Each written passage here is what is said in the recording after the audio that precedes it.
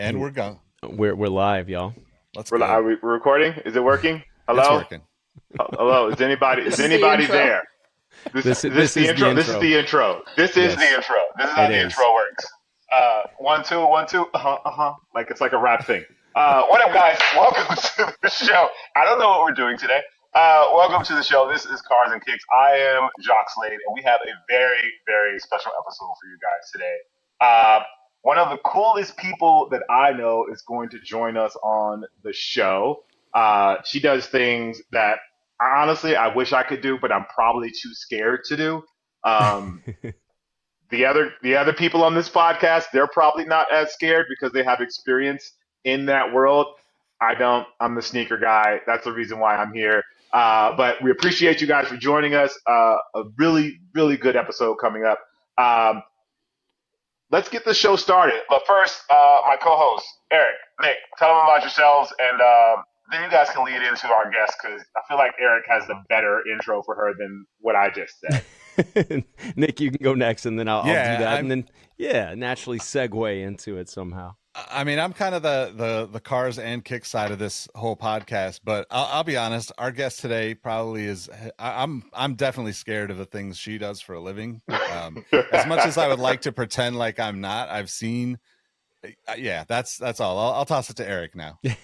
My name is Eric Valdez. I'm the third part of the Cars and Kicks podcast. Definitely more the car guy than the kicks guy, even though I do like sneakers. And our guest today, as Jacques alluded to, is the amazingly talented Samantha Tan, who, by the way, when I first hit her up, was like, yeah, I'd love to, but I don't have that many sneakers. Is that okay? And I'm like, yeah, you race cars for a living. Absolutely. Come on the pod. So thank you for joining us, Samantha. How you doing today? Good. I'm happy to be here. Excited to chat with you guys. Yeah, it's been a long time coming. We've, we all took a little bit of a hiatus over the holidays, and then Sam got busy again with the racing schedule and everything. So I'm glad we found a little bit of time to make this happen. So thanks again for joining us. Where are you at right now? Where in the world is Samantha, basically? It's funny because that's literally the first thing my friends ask me when they talk to me. It's not like, hey, how are you doing? It's where are you? Yep. I am currently not in Irvine. I'm in Santa Ana Okay. at my race shop, actually. So This is my Nice. office. For It's those very who can cool. See the video. She's got the fancy Hi. chair. Yeah, for those that aren't watching, she's got that fancy GT3 inspired chair. She was showing us, show the people what you were showing us before we started going Oh, with these. we've We've Wow. got these racing inspired chairs, but you can see there's like suspension kind of details and tire tread Wow. on the chair. It's all in the details, guys. All I in feel the like details. And you do have sneakers, Sam. Like we yeah, have we've seen. sneakers. Don't act like you don't have It's any my sneakers. only You sneaker that I have. That is Jacques' favorite pair of sneakers in the world right uh I've seen you with sneakers on. I don't want to hear that. Trying to play I Oh love coy man. with me. dunks. I love dunks for driving. I will say they are great driving shoes. there. 100% As you agree with should. that. As you should. Oh, man. Yeah, Okay. yeah, go ahead, Jacques. Now I was gonna say I really kind of want to get into this because your world is so fascinating to me. So I've obviously known you for a few years. We share the same management team, but the things that you do and how long you do them is mind blowing to me. Can you just kind of give an intro to our audience for like I can say you race cars, but that doesn't sound like it actually gives it the credit that it deserves. Can you give us like a better breakdown of that world and what you do exactly? Yeah, let me try to give like a short little rundown of what I do. So I specifically race sports cars. I feel like when you talk about motorsport, there's like three major kind of groups. You have F1, you have NASCAR, and you have sports car racing. So the sports car racing side, our race cars are directly kind of inspired by or based off of the same street cars you see on the road. They're just the race car version. There are tons of different classes in sports car racing, basically split up by horsepower, what kind of modifications you can do to the car, the aerodynamics. I currently race in the top class of sports car racing called GT3. which our car specifically is 590 up to 590 horsepower. It's got a ton of aero. It's a lot of fun. And also, I race in races that span anywhere from an hour to 24 hours long.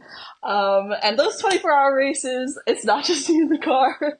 That would be insane. Those are typically split up by 3 to 5 drivers. So, for example, I could get in for 2 hours and then get out and have switch with my co-driver who will drive for like another 2 hours, and then I could get back in for another 2 hours. It's like a relay race. Yeah. So that's it in a nutshell. One of the most important races Sam doesn't even know she's a part of is here at my house. We've got, let's see if it'll focus on that there. Let me get out of the way. That you're missing a little arrow, Sam. Apparently this weekend's race with my son Enzo, you were up against. I was in the race somehow. Max Verstappen was in the race. Lewis Hamilton was also in the race. It was a hard battle because you're now missing a rear wing. Yeah, unfortunately, I think we lost out to Lightning McQueen, but you did finish P2. So just letting you know, you were crushing it here at our household. By the way, I love it. So Sam, how did you get into racing? Was this something from since you were really young? Was it something that you kind of you saw later on in life and you got into? Like, were you into cars? Like, this is so fascinating to me, like this world of racing, because Eric's into racing, and I like he's been like felt like Eric was just kind of like born, and he was like car, and mom was like, oh, he said his first word. So I feel like, are you the same way? I was not the same way. I didn't pop out of the womb like race cars. But I will say that it did start with my father, who is a very big like racing enthusiast, car enthusiast. He watched a lot of F1. So when I was growing up, I'd always go to like car meets with him, sitting in his passenger seat, going to track days. And so I kind of grew up around cars and around like loved going fast. But it wasn't until I was older, when I was like 13, 14 years old, that he started enrolling me in these performance driving schools, not because he wanted me to become a race car driver, but because he wanted me to be a safer driver on the road. Yeah. Because, you know, they teach you like how to handle the car when it starts understeering, for example, if it's raining and like the car is out of control. Like, how do you deal with those situations? They don't necessarily teach you that when you're getting your driver's license. Not at all. So True. that was his thought. But at the end of one of these programs, I got to sit in my very first race car, and I got taken out by a pro driver, and I was just absolutely blown away by how fast this guy was going, like how late he could brake, the G-forces. I just remember having like the biggest smile on my face. And as soon as I got out of that car, I knew I was hooked, and I was like, hey, you know, it would be really cool if I could be a race car driver too. That's awesome. That's amazing. So, What school was that, out of curiosity? Was it Skip Arbor? No, so it was just like the BMW performance driving schools. Uh-huh. And I know they started at a teen school, so you can start when you're like 16 years old now. But I had to get special permissions. I was a young child at the time. Oh. That's amazing. Yeah, I feel like anytime you have an inkling of car person in you, whether it started with your dad or whatever, when you do get that experience in a race car with what it can do, it's hard not to get hooked. So you were obviously 13, 14 at this point in time, which, by the way, just side note, I think that every young driver should go through a course like this, because it is the stuff they teach in driver's ed is a joke. In this, I live in Dallas, Texas area now, and I think we have some of the worst drivers in the entire country. And if they could just go through a little program of sorts, we might not have a bunch of Altimas doing like 120 down the 35 and weaving in and out of traffic. But anyway, off of that tangent, going back to your story, Sam, here. So you started actually, after you had that conversation with your dad, how did the next steps happen? And at what age did you actually finally step in a race car? Mm-hmm. So, obviously, not coming from a racing background, like, even though my dad was a big fan of F1, he didn't necessarily know the ins and outs of the motorsport industry. So, we literally had no idea how to get started. But thankfully, I had a coach very early on who came from that same BMW driving schools program who kind of guided us. I started racing when I was 16 years old in regional races in the US just to get my license, to get the experience. My very first race car was this little 1991 hatchback Honda Civic. Nice. Little, like, I think it was a 4 or 5 speed. And this thing had no, we call them nannies, no ABS, Right. no traction control, no stability management. I just remember being very overwhelmed at the time, this little 16-year-old girl. But that's where the journey started. And then I kind of did a few years in what we call touring cars, which are these like lower horsepower vehicles. Before stepping into GT4, then eventually GT3. But it's been a very long journey. This is like my 10th year doing it. That's how it goes. Nick, look, Nick, I Yeah, know he's that's lighting up. You mentioned you started racing Hondas, and Nick just lit up there. He's a big Honda fan over I here. am. You know, it's just nostalgia, man. I can't. It's the same thing with sneakers, you know. But I was just gonna ask, like, coming into racing, you know, like it's such an intimidating sport as a fan, even. So, like, what were some of the challenges, you know, for you that you dealt with in like the learning curves of like even discovering how to, you know, like get sponsors and get to tracks and find cars and all those things.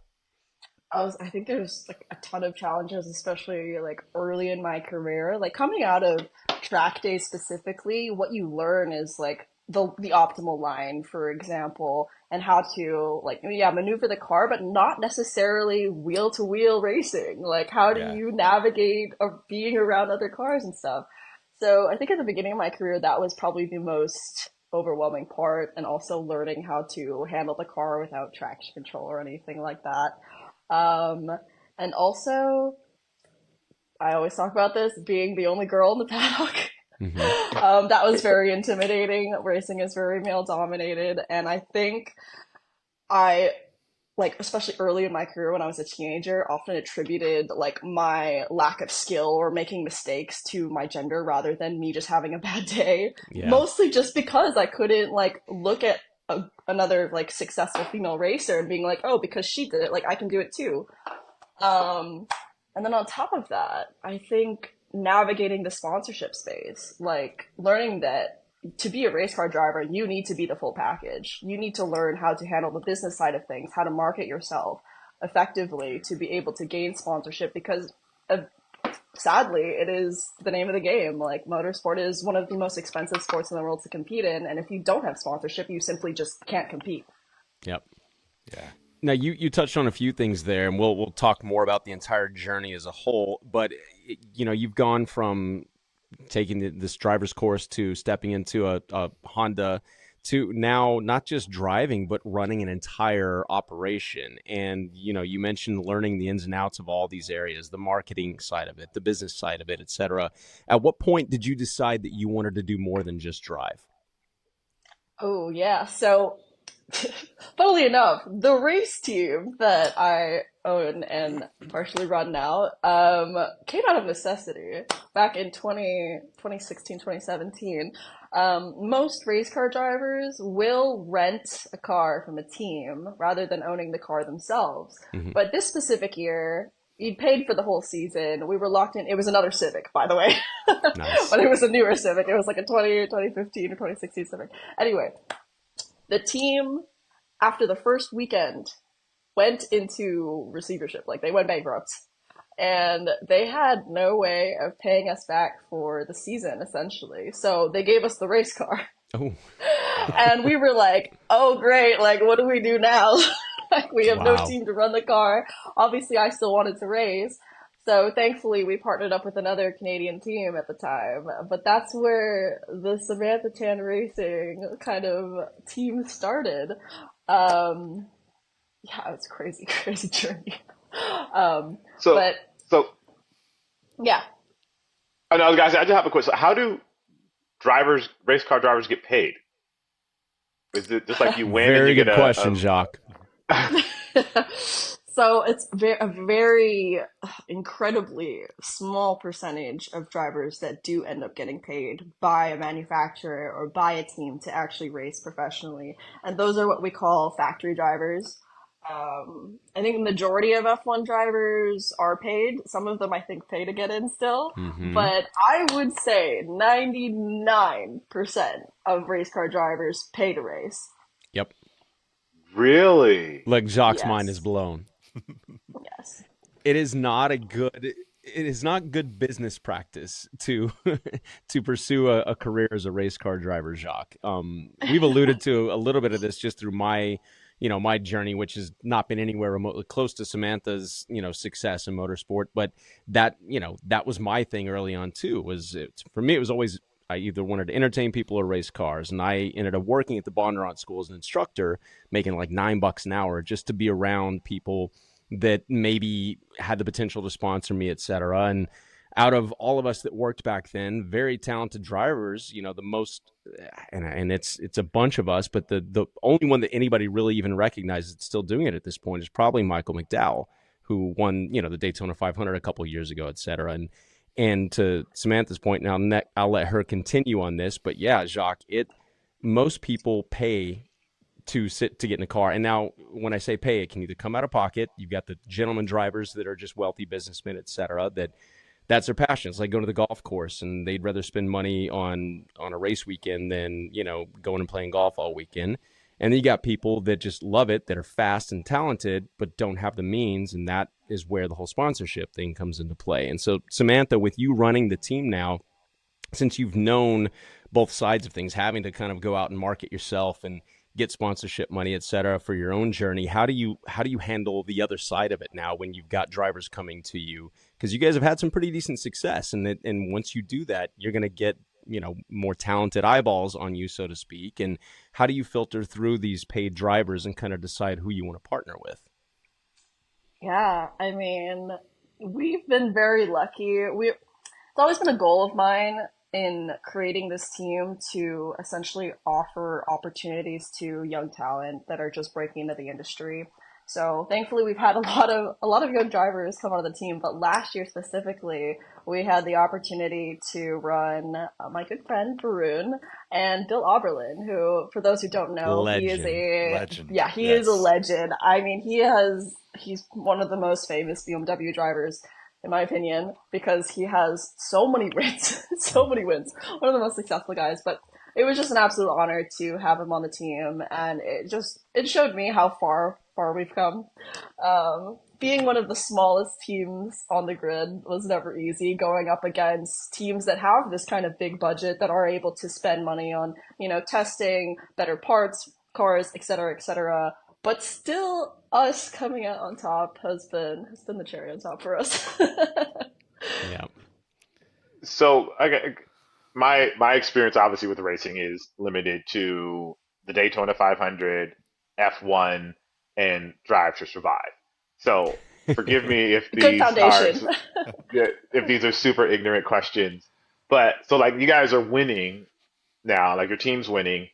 Like, does that mean more sponsorships for you, and does that allow you to get a bigger team, or is there just people just get money poured into their teams and you'll never be able to match them? Like, how does all of that work? Like, can you get a better car now that you've got these wins? Like, how does all of that work?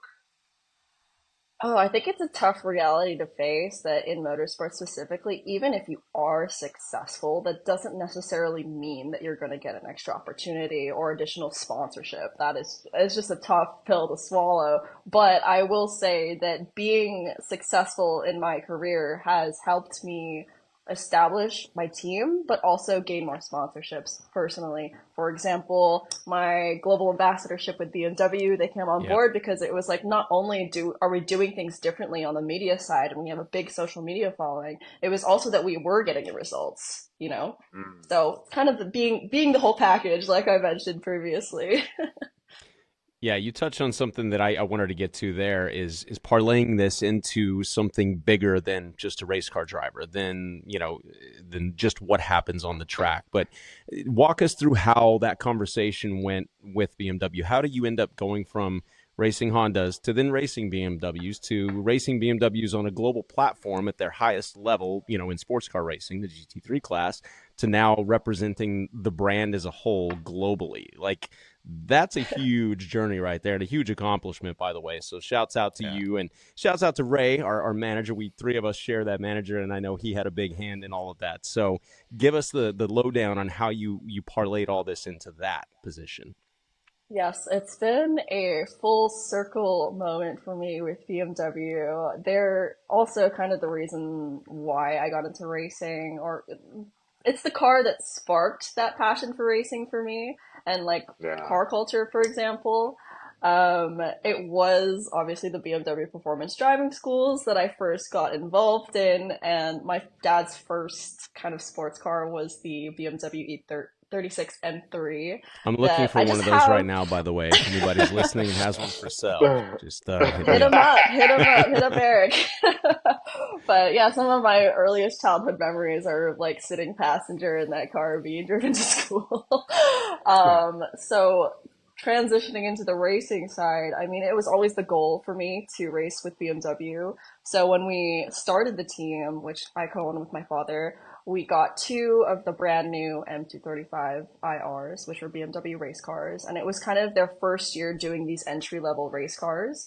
And it just happened to be at the right time for me, like transitioning into this kind of like the fastest touring car class that they offered. And that's where this relationship with BMW kind of started, and then it continued on going into the GT4 car, which we had a lot of successes with. Yep. I think 8 championship titles in total in the GT4, and that kind of Wow. caught BMW's attention. Um, and then furthermore, jumping into this final step of racing in GT3 and being the first in the world to win with the M4 GT3, which was a pretty special moment. I think it's been a very long journey with BMW. It's been a lot of persuading on Ray's side, which again, shout out to Ray for playing a big role in this, but persuading Yeah. them as to why it matters that you have this kind of person growing up through their ladder system in sports car racing with a really authentic story, who is not only just a successful racer but does have that passion for the brand. Yeah. Where was that win? Was that Mugello? Was that the? Yeah, It was, wasn't it? it was a Yeah. 12-hour, and we were actually the first team in the world to receive these M4 GT3s, and as fate would have it, we would be the first ones to win. That's amazing. Awesome. I love it. But they signed me. They signed me that following year as a global ambassador. It truly was a full circle moment, and yeah, a dream come true for me. That's so cool. Oh, Nick, you. Oh, there you are. Sorry, my thing froze there. No, that's. Go ahead, Nick, if you were going to say something, because I was about to chime in, but No, I was just saying that's so cool. I mean, it's really like nobody gets that experience, and I feel as somebody who's watched your journey from afar for a handful of years, or I mean, probably 5 years now. I've been following you. I think. Oh, I mean, it's just cool to see someone that deserves it get it, like, because I think in racing a lot of times that's not the case, and like a lot of times people that get opportunities uh just have a big pile of money behind them, so it's really cool and inspiring. And it's when Eric said you were going to come on, I was like, man, that's just like this show for us is like doesn't really matter where you land on the cars and kicks spectrum. It's like you're 100% of both those things, either 99 and 1 or 50-50. But I kind of was thinking about like transitioning a little bit into like our kicks talk, but yeah. is like I know one of your sponsors or one of your partners makes the race suits, right? You have like a very like specific race suits, Mhm. if I'm right. Is there any ever conversation, or how do you look at like the footwear part of that? Because you have to have driving shoes, right? Yeah, so I work with a brand called HRX for suits specifically, but my preferred shoe right now is a different brand called Sparko. But typically these suit companies, they'll do the whole kit. Like they Gotcha. not only Okay. make the suits, they make like the fireproof Nomex that goes underneath the suits, the gloves, the shoes. But I've tried many driving shoe brands, and like I think every driver, what their preferences is different. But mine currently is Sparko. Now, wait a minute. Does HRX even make driving shoes? I don't think they do. Do they?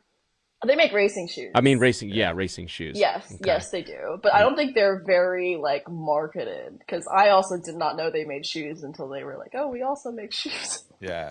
Got to talk to my Wait, buddy Chris Wareheim. If you're listening, I know you're involved in HRX. Let's get Samantha some better, HRX driving uh, shoes, racing Yeah. shoes. wait, We is need there is there a we need a difference Samantha between collab. driving shoes? Yeah, is there a difference between driving shoes and racing shoes? Yes, so I would say driving shoes are like your everyday shoe, which, are a thin sole on the bottom so you can feel the pedals better. But racing shoes specifically are fireproof. Yes. Oh, okay.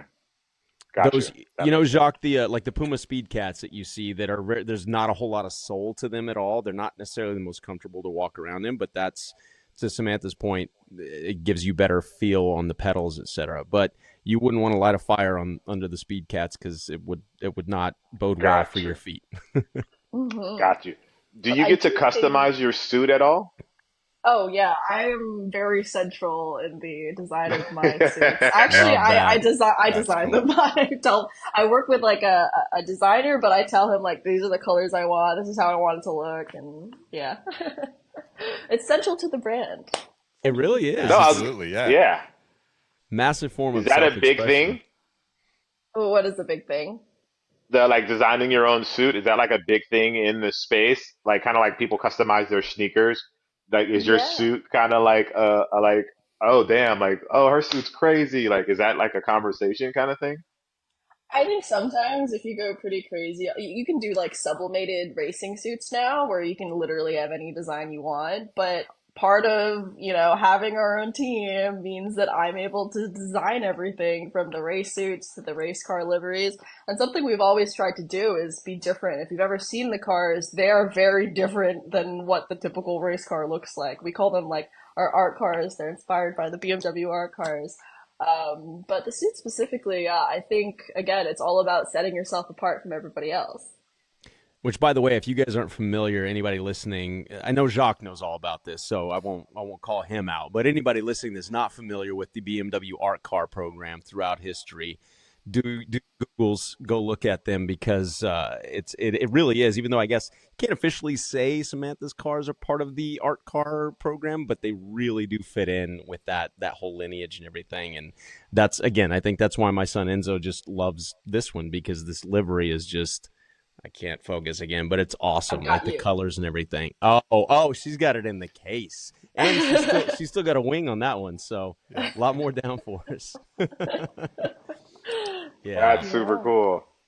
So So now, so Sam, oh go ahead, no, you go Garrett. ahead, Jacques. Go for it. I was gonna say, so where do you go from here?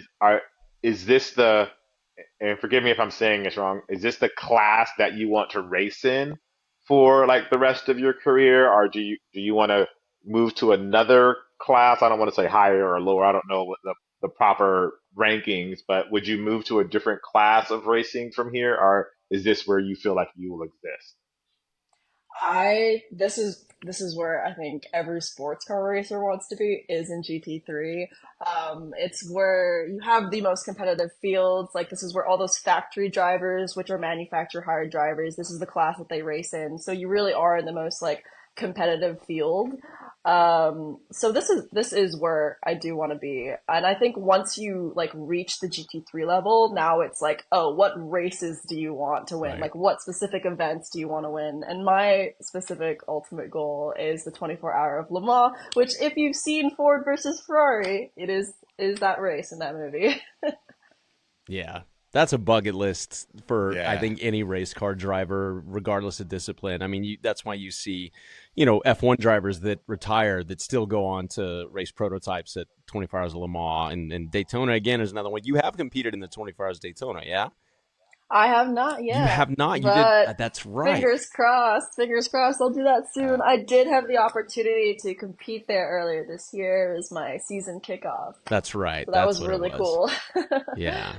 Now, one of the things I wanted to ask too, and you touched on this, these are kind of a twofold question here, but have you seen, I guess, given your current position as a successful, not only female driver, but team owner, do you have the situation now where you feel the sense of responsibility with other girls coming up to you at the track that kind of have these same ideas and dreams, etc.? Do you put more pressure on yourself to perform now that you've got this global audience and this kind of platform, so to speak, as a hero to some of these young girls? For sure. I think I regrettably put a lot of pressure on myself, and that does play a role because, because women in motorsport, like our presence in the field is so limited. Every time like one of us makes a mistake, it's just scrutinized Sure. to such an extreme. So there is that pressure that we have to be flawless and we always have to be successful. And I definitely feel like I've put those kinds of standards on myself. It's not healthy, but at the end of the day, I feel very motivated more than anything, knowing that, I have my own personal goals in racing, but also it's helping inspire and empower the next generation of female racers. How do you navigate the I, criticism? Oh, yeah. Sorry, Jacques. no, all There's good, all good. definitely there's definitely bad days. I think everybody has bad days. We're all human. Where these comments do get to me, and I think some people forget that even though you're like putting comments out into the void on the internet, that it does have its consequences sometimes.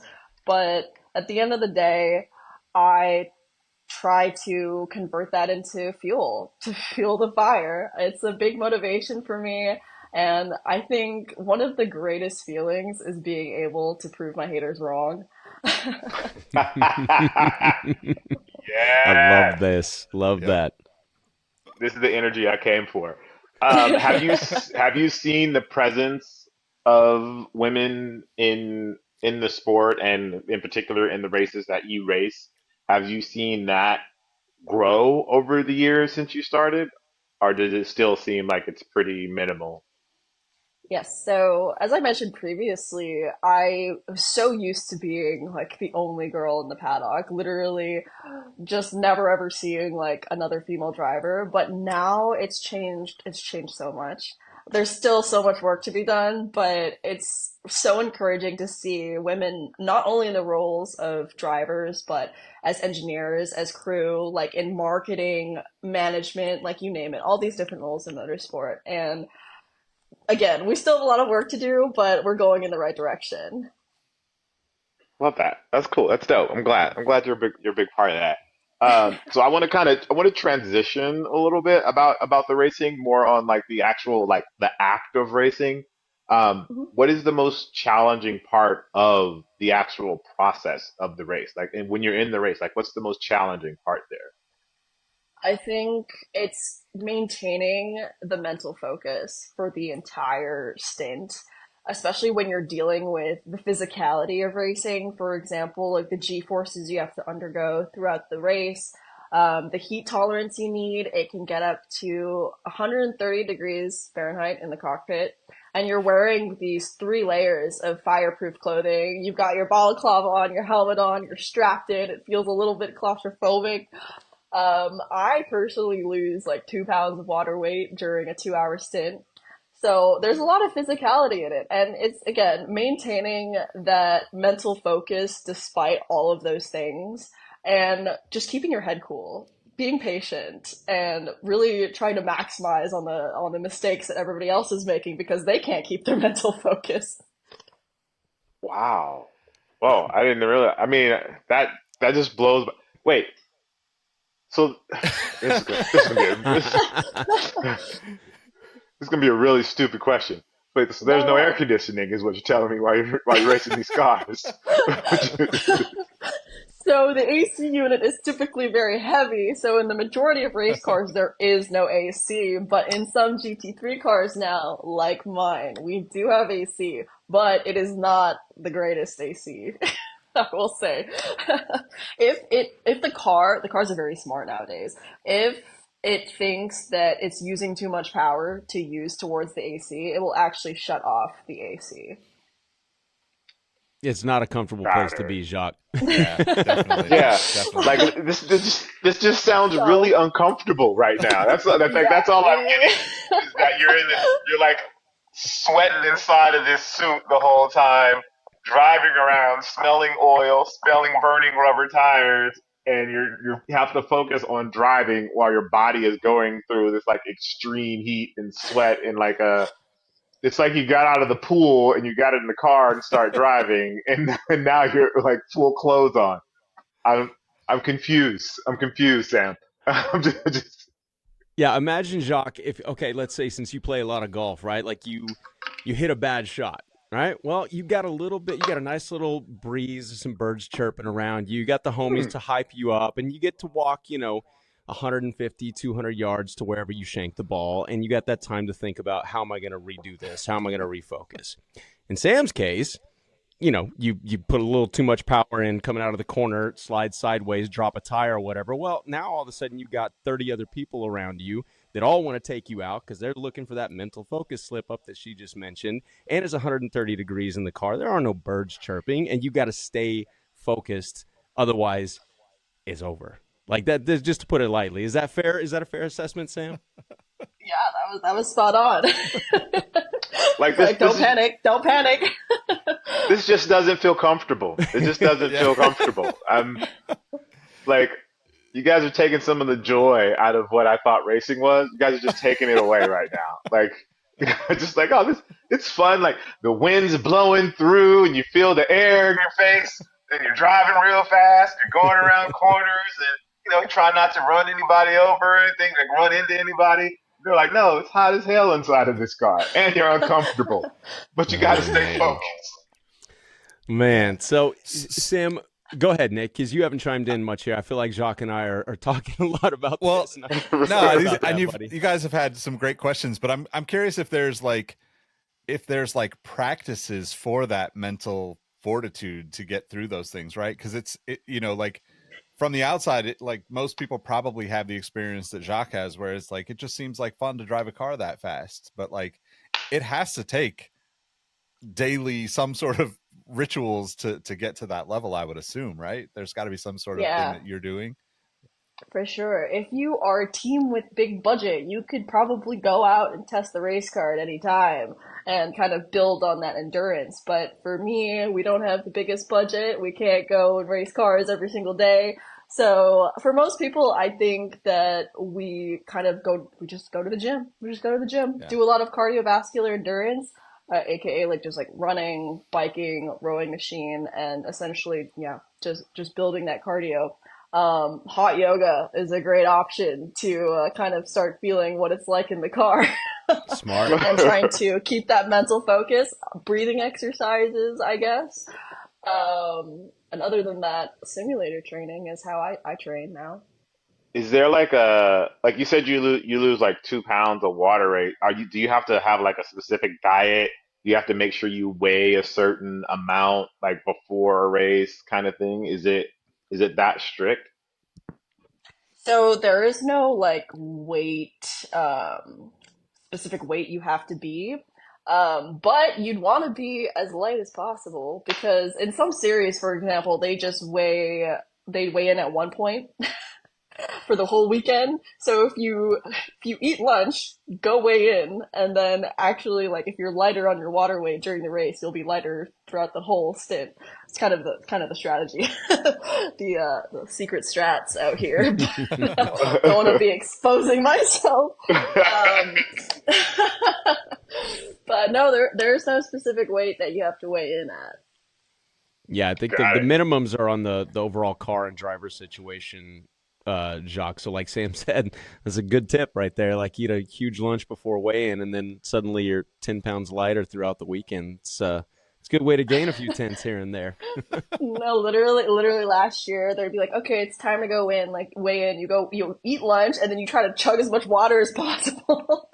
You're like stuffing your phone in your pocket. You're trying to do everything you can. Oh wow,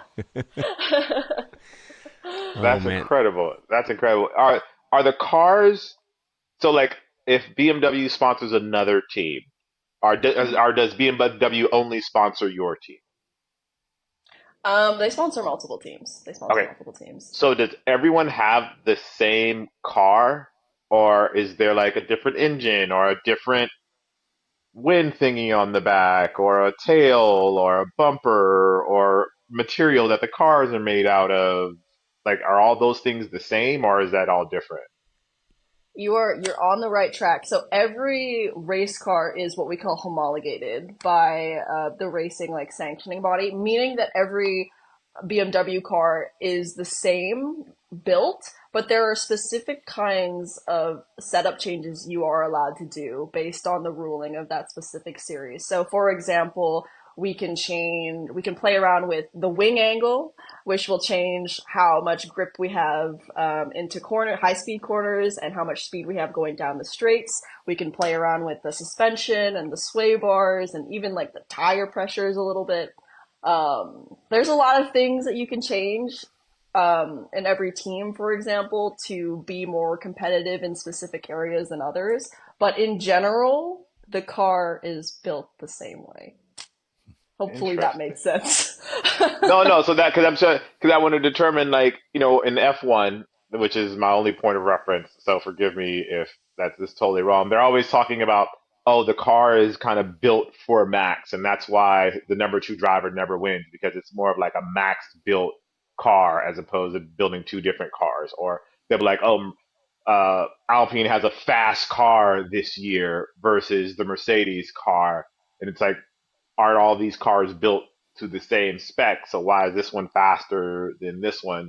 So to me, is it like the cars are faster? Is it that the drivers are better and faster? Like to me, it sounds like if BMW sends everyone the same cars, that means Sam's just a better driver than these other drivers, kind of thing. That's yeah.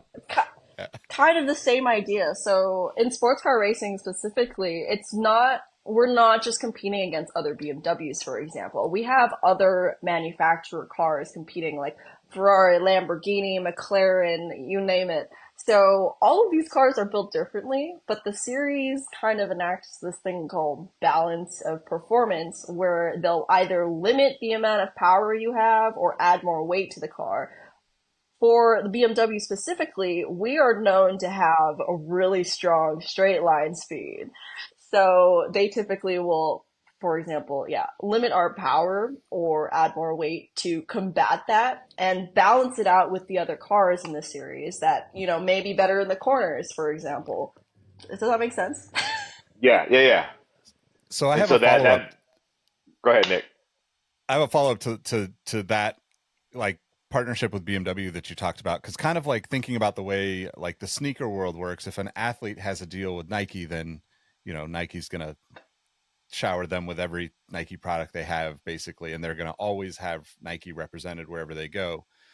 With cars, how does that work with like a BMW partnership? Because a lot of the stuff that you're putting on the cars presumably is aftermarket parts. Like you're obviously using other pieces that aren't specifically made by BMW but for BMW cars.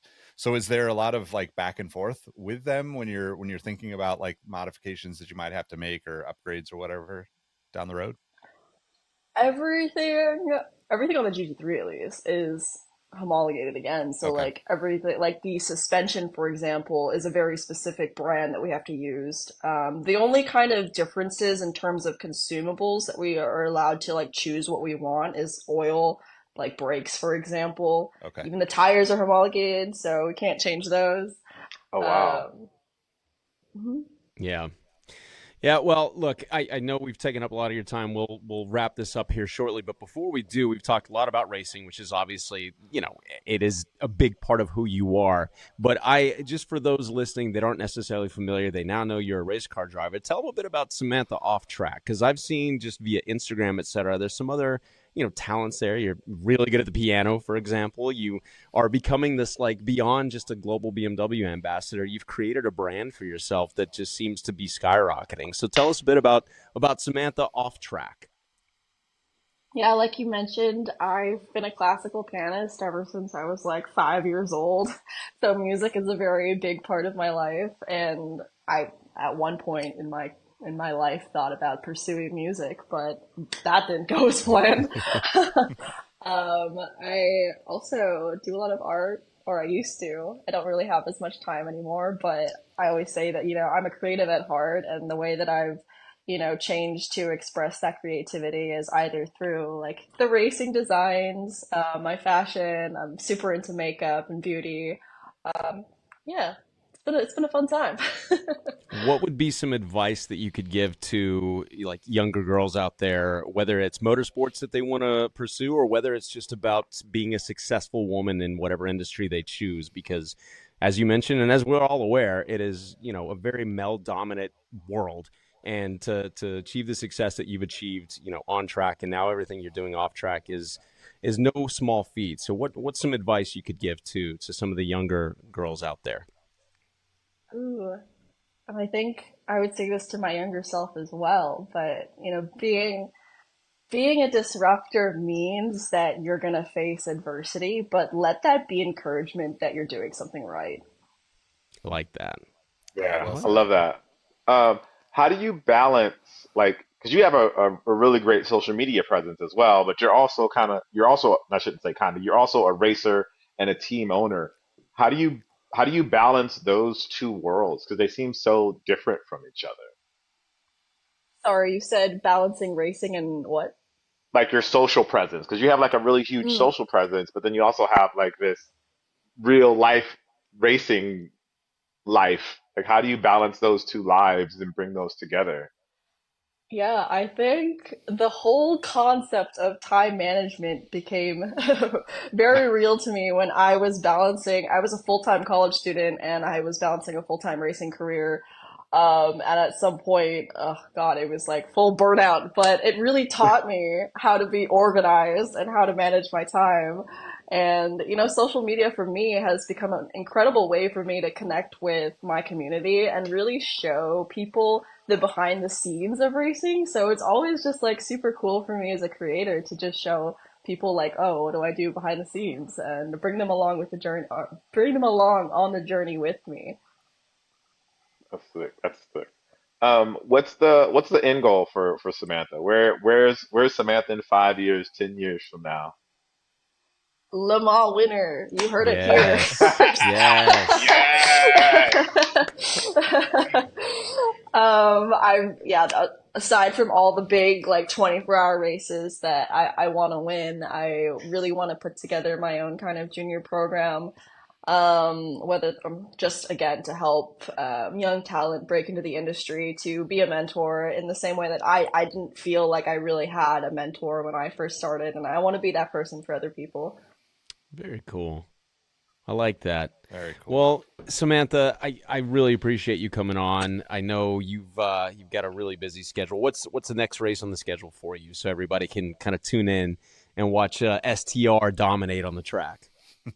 Oh, you're gonna love this. For those fans that know Nürburgring, Oof, that is where I am headed next. I think it's 22 kilometers long. I might be wrong. it's very long. One of the longest tracks in the world. But I'm headed there end of April for a 4-hour race, and that might be, a sneak peek into something else I'm doing later this year. Oh, Oh, all right, Um, all right. okay. A little bit of subtle breaking news here on the Cars and Kicks Yeah, podcast. yeah. Wait, is Nürburgring, is that the place where they do they try to get the fastest times with the cars? That's the same place, right? hmm Yeah. For the road I mean, course, Yeah, I yes. there's yeah, yeah. That's for yeah. people that don't know. I obviously Right. knew that. Jacques Just want to knew make that. sure that the people listening They may not have known that. I just wanted to make sure that I put that out there. Okay, last question, and I meant to ask you this way earlier. Um, why are the races so long? I honestly, I do not know. I don't know. I also don't know why they're capped at the 24-hour mark. Like, well, actually, it's probably for the crew. The crew stays up the longest out of anybody. And I think these endurance races are really not just a test of the driver, but they're a test of the car, how well it's built, and how well the crew can handle the pressure. Yep. Got it. Okay. Yeah. Okay. I should have had Enzo But I on don't know. this interview. My 6-year-old, that was the other day. He's like, Dad, what if they had like 100-hour race? I was like, dude, I said you can theoretically race as long as you want to, but at a certain point, it starts to get a little tiring for everybody involved. So, Yeah, but it's like ultra marathons, but it's like an ultra race, like 24 hours. Like, wow, that's a it is. We got to get Jacques to Yeah. to a 24-hour race. When Samantha finally gets to the grid at Le Mans, we all should go, and that should Yes. be Oh because yes. I've never been to the 24 hours of Le Mans either. That's a bucket list item, not just as a spectator. I still, even though I'm almost 46, I still want to race there at some point someday. So we'll see. But yeah, we all got to get out there and show our support for Samantha. And again, thank you so much for coming on. I know this was a Thank few months you. worth of planning and everything, but we really Yes. do appreciate you coming on. It's just inspiring to see your success and your story, and I wish you continued success in everything that you're doing. Oh, thank you guys. Thank you for having me. I had a great time. Yeah. Yeah, this was Well, awesome. Thank you, Sam. Appreciate you. Appreciate you Yeah. coming Thank you on and so joining much. us. all right, y'all.